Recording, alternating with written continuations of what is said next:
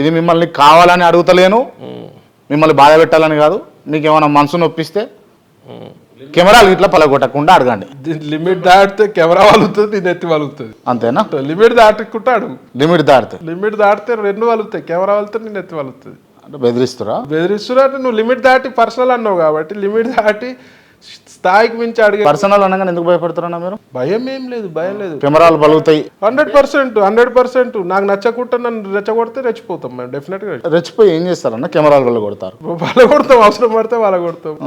నువ్వు పద్ధతిగా అడుగు, నువ్వు పద్ధతిగా అడిగితే నేను మంచిగా చెప్తా జవాబు. మంచిగా చెప్పు జవాబు. నాన్న ఈగో హర్ట్ అయ్యే విధంగా కావాలి. మొన్న ఫోన్ చేసిన రైట్, నీ వ్యూస్, నీ గొప్పతనం పెంచుకునే ఇంటర్వ్యూ చేసేటప్పుడు నేను చాలా మంది చూసిన.